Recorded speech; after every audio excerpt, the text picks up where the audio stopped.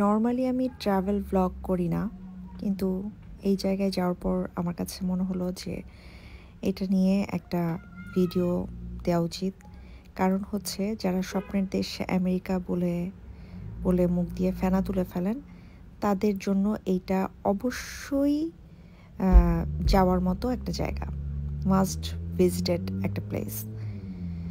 তো আমার এই ভ্লগ দেখার পর নিশ্চয়ই অনেকেই ঘুরতে যাবেন যারা নিউ ইয়র্ক সিটিতে আসবেন। এইটা হচ্ছে একটা ফেরি বলা যায়, কিন্তু আমাদের দেশের ফেরিগুলোর মতো না। এখানে হচ্ছে আপনার এই ফেরিতে উঠলে আপনি কোনো ধরনের ধাক্কাধাক্কি নাই, মানুষের ভিড় নাই, খুবই কাম অ্যান্ড কোয়াইট একটা প্লেস। এইখানে আপনি টিকিট কাটবেন, কেটে তারপরে হচ্ছে দেখতেই পাচ্ছেন এই জায়গাটা হচ্ছে কি বলে, আমাদের দেশে যেরকম বলে ফেরিঘাট, এরকম একটা জায়গা। কিন্তু যেহেতু অনেক উন্নত একটা দেশ, এই কারণে আমাদের ঘাটের সাথে এই ফেরিঘাটের কোনো মিল পাবেন না। দূরে ম্যানহাটন দেখা যাচ্ছে।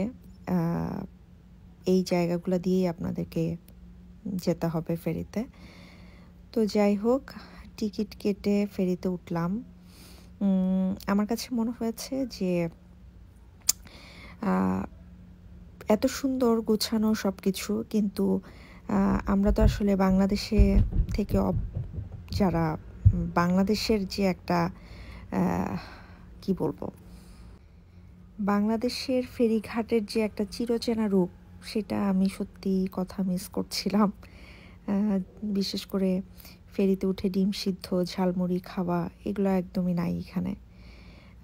ফেরিটা ছোট, এখানে আপনার মূলত যারা কাজে যায় নিউ ইয়র্ক সিটিতে, তারা এই ফেরিতে আবার ব্যাক করে, এরকম। তো খুবই শর্ট ট্রিপ। মূলত ফেরিটা চলাচল করে সিটির ভিতরেই। এই ম্যানহাটনের যারা রেগুলার কাজে যায়, তারা এটা বেশি ব্যবহার করে। আর এমনিতেও ট্যুরিস্টরা ম্যানহাটন সিটিটা ঘুরে দেখার জন্য অনেক সময় ফেরিতে উঠে দেখেন। দেখতেই পাচ্ছেন অনেক সুন্দর ভিউ। সবচেয়ে মজার ব্যাপার হচ্ছে ফেরিতে আপনারা যদি ছাদে বসেন, তাহলে তখন সত্যি এটা ফিল করা যায় যে স্বপ্নের দেশ আমেরিকা। কিন্তু আমি বাংলাদেশের ফেরির কিছু কালচার খুব মিস করেছি। সেটা হচ্ছে ডিম সিদ্ধ, ঝালমুড়ি, এগুলো আপনি পাবেন না এখানে। এখানে আপনাকে নিজেই খাবার নিয়ে উঠতে হবে।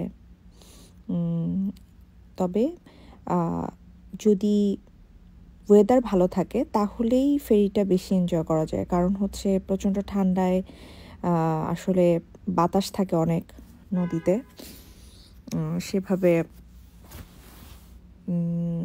জিনিসটা উপভোগ করা যায় না।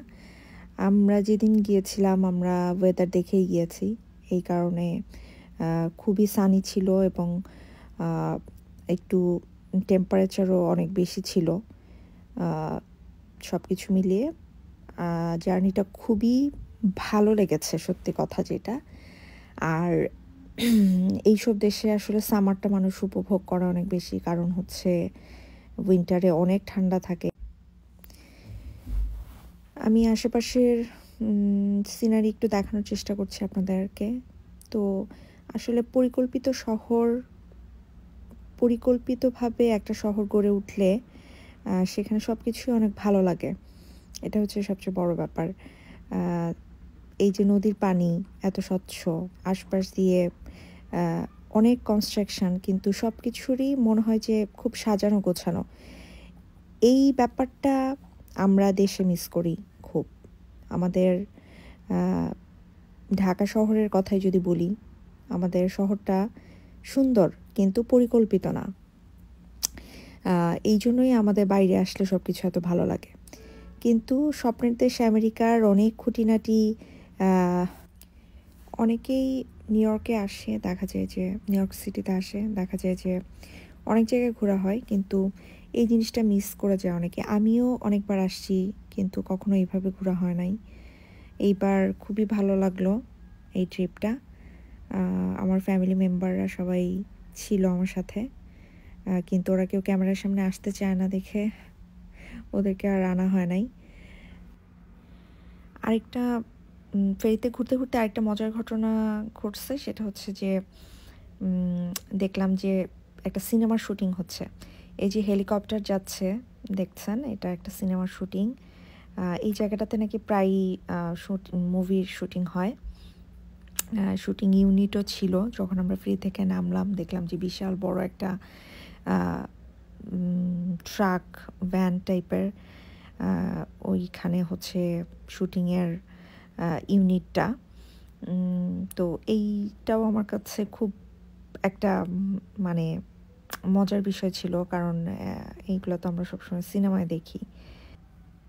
আর সবশেষ যেটা বলবো, যে আমেরিকা শুনলেই যেটা প্রথমে মাথায় আসে স্ট্যাচু অফ লিবার্টি। এই স্ট্যাচু অফ লিবার্টি আপনারা এই ফেরিতে ঘুরতে ঘুরতেই দেখতে পারবেন।